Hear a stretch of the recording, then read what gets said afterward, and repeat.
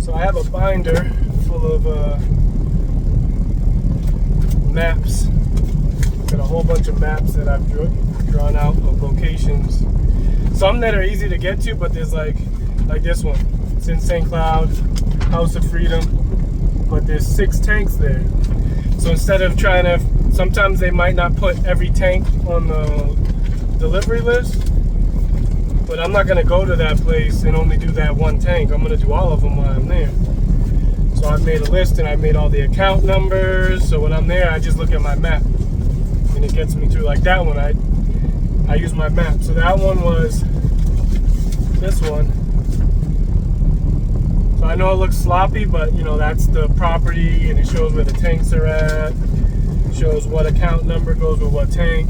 This is the one we're going to next. It's called New Hope. So the main road is that long line, and that squiggly is all, you know, how far you gotta get to get to the cabin. So when I first got this route,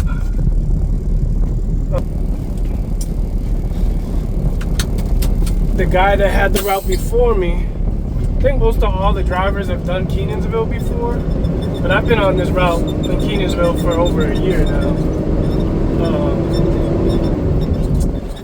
I think the guys there was 2 guys, one in Melbourne, he knows where all this stuff is at. But when I first got this route, I rode along one day with the guy that was currently doing it. He transferred, he moved back up to New England, I think New Hampshire or Vermont, one of the 2. And the only one we did on 10 Mile, because 10 Mile Road is probably one of the hardest ones, and this one I'm going to next, New Hope Sugar.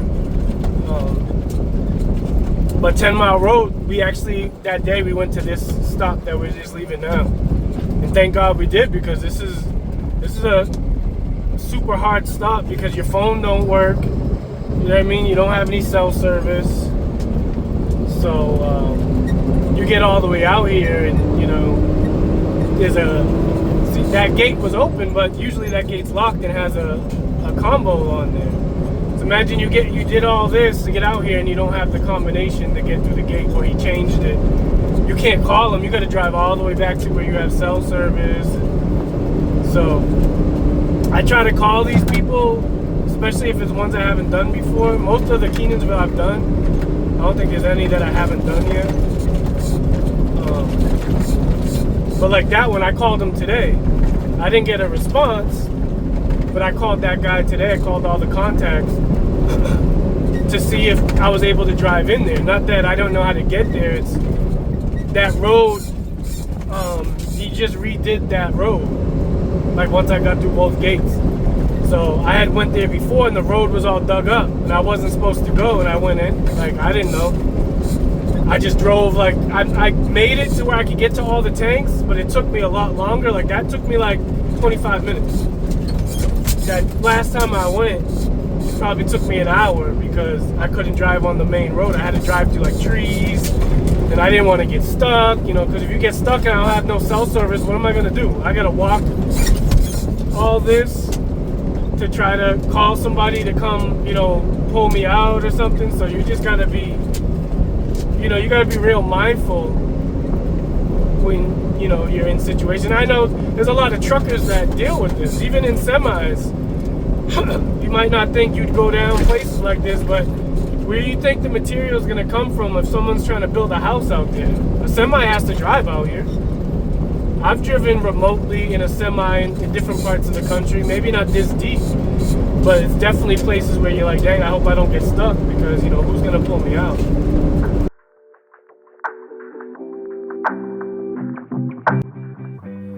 All right, we back on it, getting down the road, leaving the last location, headed to our next one.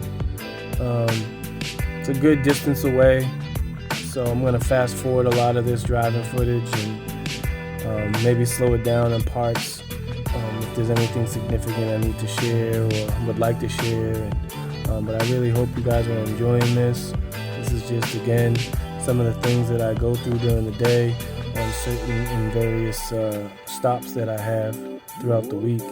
So I really, do enjoy making these videos now, and it's starting to get a little bit more comfortable with the editing and things of that nature. So I hope y'all are enjoying it too. We're gonna get down the road, and I'll get back with y'all in a minute.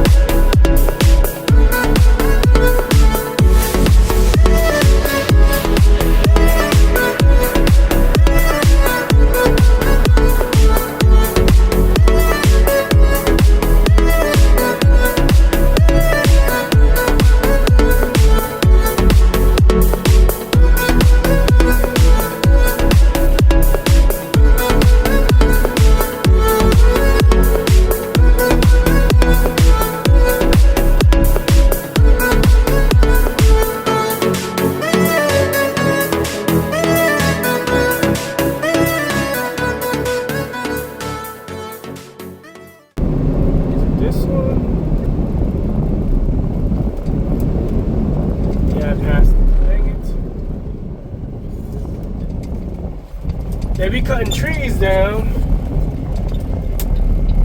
and see, it's part of trucking. I got a line of trucks coming behind me. There usually was a big tree that kind of blocked the entrance, and the tree's gone, so it made the entrance look a little different. So I'm gonna have to back up, 30 feet, nothing too crazy. Because I didn't want to put my GPS on and then it messes with the video, so I know pretty much where the entrance was. But like I said, when you can't make a tree a landmark, because if you do that and they cut it down, now your landmark's gone. So I always know the big cell phone tower, but I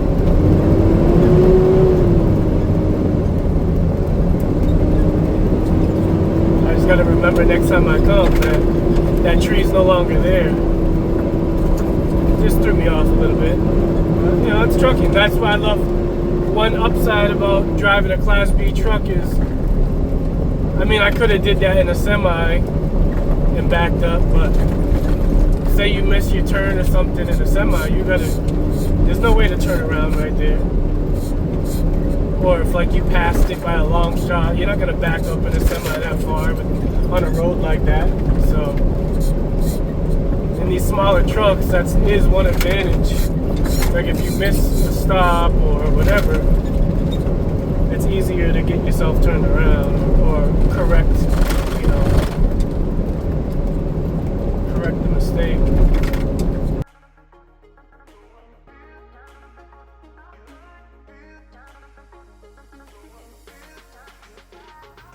All right, as you can see, I missed my stop. I was confused because there used to be a big tree there. I explained that, but that's why I overshot the entrance.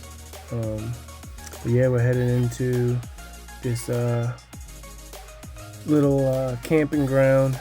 Log, not so much camping. I'm sure you can, but they're log cabins. And yeah, when I first got down onto this route and I had to do this stop, there's a road before this road, and I went down there, and that's where the GPS had took me originally. I had to call the guy, and he was like, oh no, you're in the wrong location, and you need to come back down, and I'll meet you at the entrance there by the cattle gate. And he did, and he drove me in the first time. And when that happened, I immediately, once I got there, I drew a map, pulled up my Google Maps, and just drew the best I could following that thing. So I knew I was gonna make like a nice map. Right here I could see my rear view mirror, my side view mirror. I don't know why I keep saying that. There was a car behind me. So when you're out here, you got to be on your P's and Q's. Never really had an issue, but the car ended up taking that right and going. There's other in this location, there's other hunting lodges. It's not just the one I'm going to. There's a whole bunch of them. So but I do show you some tank work. So if you watch the end of this video, I'll show you a little bit. I can't wait to get my actual GoPro and stuff like that to get it better. But I did the best I could with what I could work with at the time. But I hope you guys enjoyed. And this is getting fun. We're getting more and more fun, and I can definitely have a lot of content. Like I said, not just trucking, but other things too. But for right now, any interesting stops I go, I'll try to record and throw it up here for you guys to see. But appreciate y'all.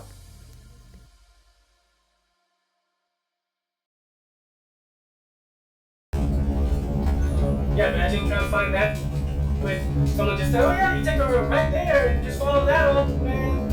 Your first time coming here, even the directions is kind of nerve-wracking. This is a little hunting camp. There's people here, so. All right.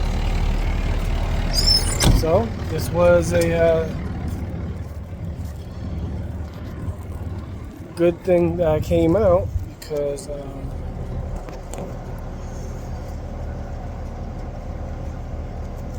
they have been empty over there,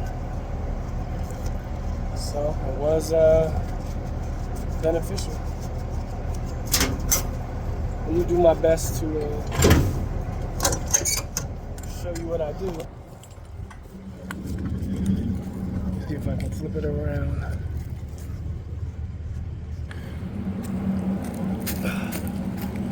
So these are the cabins.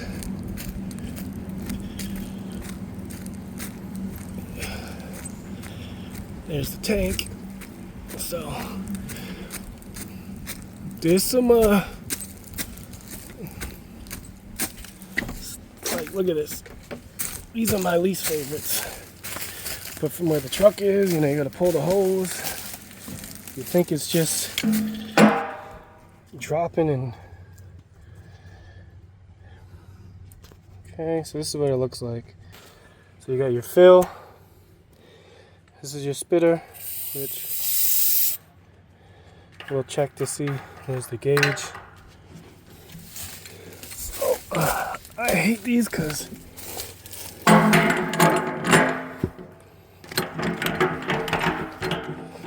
trying to do this without the mount.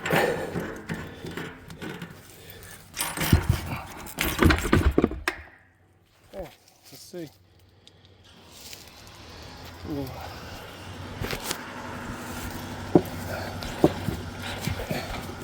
I just wanted to make sure that was on tight. Open the splitter.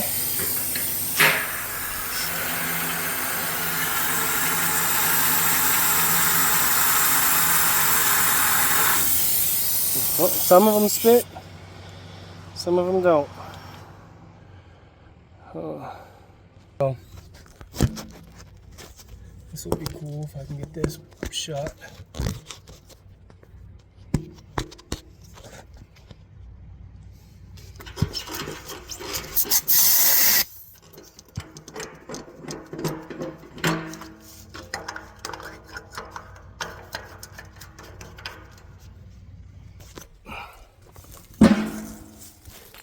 So you feel the 80%, what we do, other companies might feel differently. And then look, another tank. Like I said, they're all kind of pretty much close to each other. I can do these two.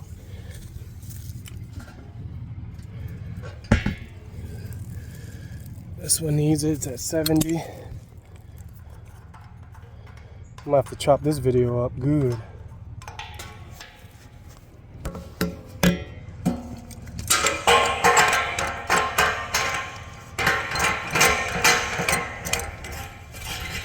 I'll be right back. I gotta go change the count.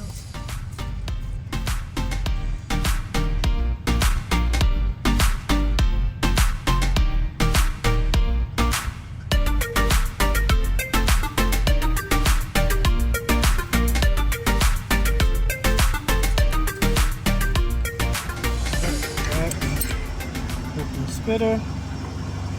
This one's probably gonna take like 9 gallons. That took 6 gallons, the last one.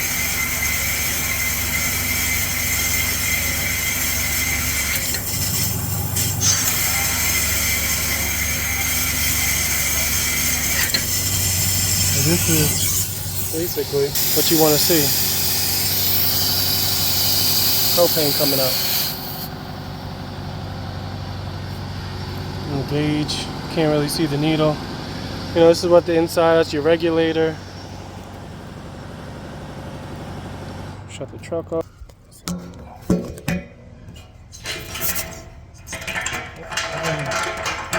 You have hardly any back pressure. So that's it, basically. I got 3 more of these to do here. And I'm leaving here, so just wanted to show y'all that. Basically, I'll give a better in-depth one another time.